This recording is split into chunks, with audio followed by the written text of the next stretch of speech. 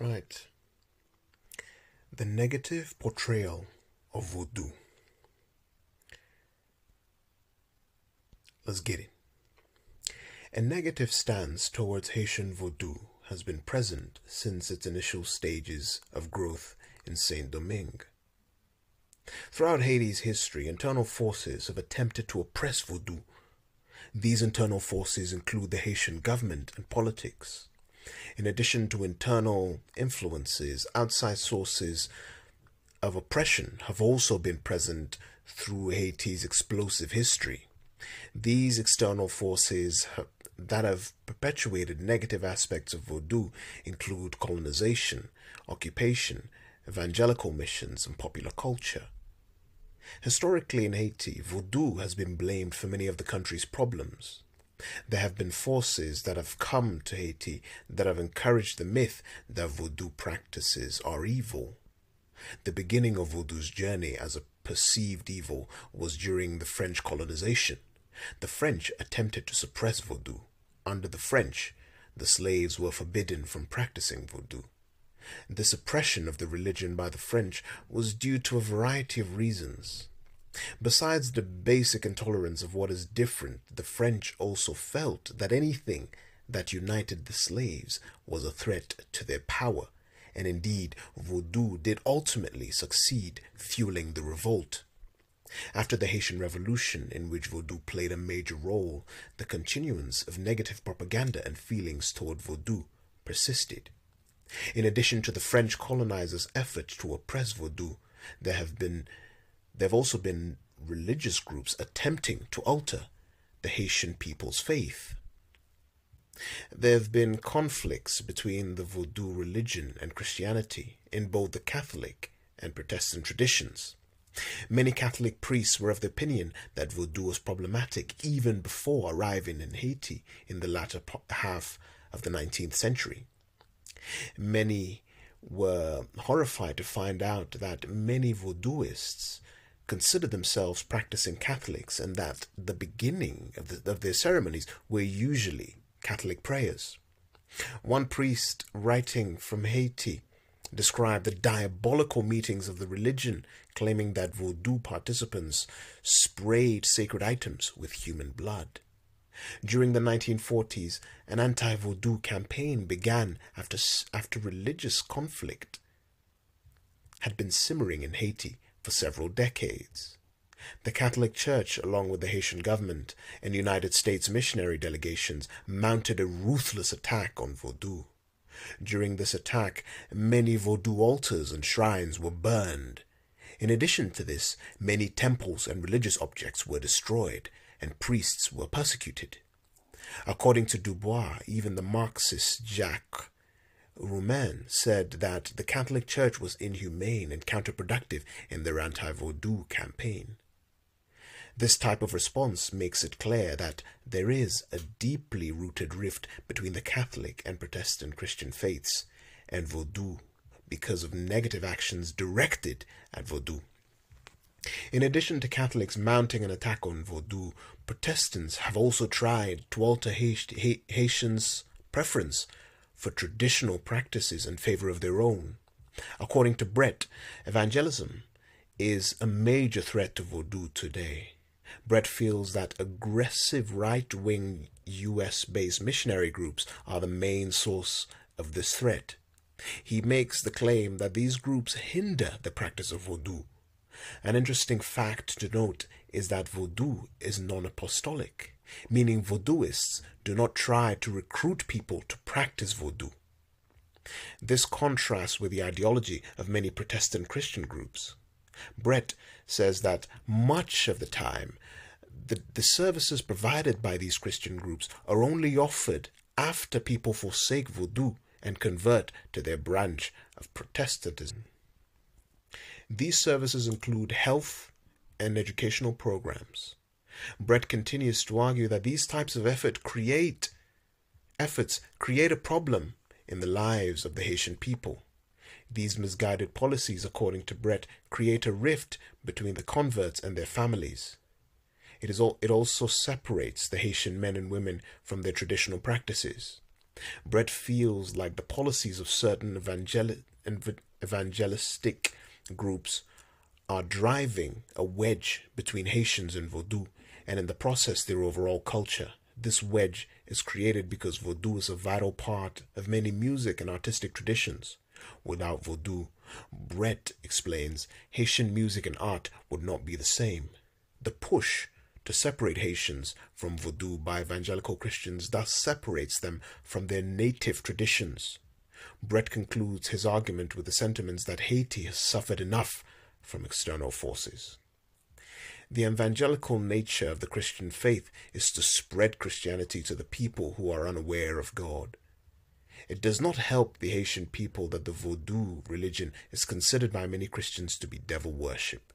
Many of these Protestant groups blame Haiti's misfortunes on punishment by God for Vodouist devil worship. A popular example of this view is that the televangelist Pat Robinson. Robinson mused that the 2010 earthquake may have struck because the ancestors of today's Haitians made a pact with the devil. Pat Robinson's negative statements toward Vodou were highly publicized on television.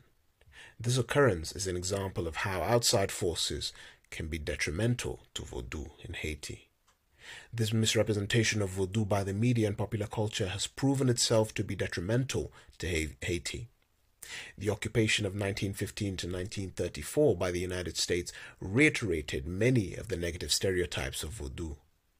There were several popular writings in the U.S. that claimed the military was formed to perform brutal actions because of the backward habits of the Haitian people. Vodou religious practices were included in this category of regressive customs. These misguided writings that were published in the United States reaffirmed many stereotypes about Haiti, including perceived negative aspects of Vodou. Vodou was represented as a secret world of dark sorcery. Dubois feels that this type of erroneous classification of Vodou by outside sources continues to this day. Many of the writings from outside sources about Haiti in the early 20th century, during and after the occupation, are not informational. Rather, these accounts of Vodou in Haiti are vivid exaggerations. Examples of this include a work called The Magic Island by William Seabrook in 1929. His depiction of his interactions with Vodou became a bestseller. In reality, his depictions of his experiences are highly exotic and bizarre. Another author named John Craig wrote a novel called Black Baghdad and a sequel called Cannibal Cousins. Craig's information came from his time during the occupation, but his depiction of his time in Haiti comes across as a humorous romp through a strange and exotic society. These types of works continue to fuel the misguided stereotypes of Vodou in Haiti. Later in 1939, a film called White Zombie was advertised to be based on personal observations by American writers and researchers living in Haiti. The film claimed to be a kind of documentary. Because of its depiction, Haiti continued to be viewed as a place of sorcery and dark ritual. This misrepresentation of the concept of zombie has been an ongoing theme in popular culture. The perception of zombie in Haitian Vodou has been greatly misrepresented in American media. The zombie is a powerful symbol in Haiti, but by morphing the concept of zombie into a monster of generic horror movies, it mutates the Haitian folklore. Dubois laments that people have taken the religion of Vodou and misrepresented it into a sign of barbarism. This shows, according to Dubois, that many outside of Haiti feel that the country could not progress without the control and guidance of outsiders. These incorrect depictions of a major Haitian religion have a detrimental effect on the perception of Vodou by outside cultures. There has been internal strife against Vodou within Haiti. Politically, Vodou has been vilified in various ways. Inside Haiti, the government and various political leaders have made efforts to degrade Vodou. There have been periodic attacks on Vodou from the 1860s, 1940s, and in 1986. In addition to this, there have also been many cases of the criminalization of Vodou practices. An example of this is 1835, when President Boyer declared that all makers of onges, caprelata, and other spells will be punished by 1 to 6 months of imprisonment. Punishment for this included a fine, and they could include a more serious punishment if the other crime or offenses were committed in preparing or carrying out their evil spells. Continuing in this fashion, the law prohibited all dances and other practices that are of a nature to maintain the spirit of fetishism and superstition in populations. Boyer also prohibited substances that, without causing death, produce a lethargic effect, which is clearly an aim at zombification. These anti-Vodou laws were rarely enforced until the leadership of President Geffrard and his administration. With the help of the new influx of Catholic priests, Geffrard was able to confront Vodou more feasibly than his predecessors. Let us rush to eliminate the last vestiges of barbarism and slavery superstition and the shameful practices surrounding it from our land, he commanded in 1863. Another example of negative political activities directed at Vodou are the actions of President Lescaut in 1941. There was a performance planned by the United States organizers in which a traditional musical group would perform Vodou songs. President Lescaut was wary of how authentic rural Vodouists would act in front of Americans, so instead he proposed that a group of young dancers from wealthy families perform instead. It is an ironic position that Lescaut's order managed to put the dancers in, because in preparation for their performance, the group visited a Vodou ceremony, which was illegal at the time. When they visited the ceremony, they were arrested. The orders of the Haitian state led the group to break the state's own laws. Also, during Duvalier's dictatorship, Duvalier used Vodou to control the peasantry. Duvalier wanted to revive Vodou so he could better control the rural Haitians. This association of Vodou and the Duvalier dictatorship has contributed to the negative judgment of Vodou by outsiders. Vodou in Haiti has been under attack since its origins. Nonetheless, Vodou has been able to thrive despite numerous attacks on it. During the French colonization, Vodou was suppressed during fears of uniting slaves and the subsequent overthrow of their French slave owners. Later, during the 18th and 19th century, there were attacks on Vodou by colonial powers in an attempt to vilify the religion in order to degrade Haiti. This began a tradition of the vilification of the Vodou religion. During the occupation of Haiti by United States forces, there was a variety of literature written about the perceived negative aspects of Vodou.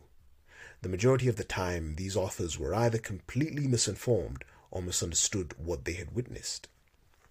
There have been religious attacks on Vodou on multiple occasions throughout its history, including the anti-Vodou campaigns of the 19th and 20th century.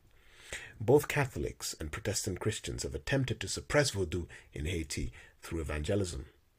Internal forces such as the Haitian government have also struggled to subdue the religion through anti-Vodou campaigns and laws. In addition to this, popular culture has slandered aspects of Vodou and elevated fear of the religion.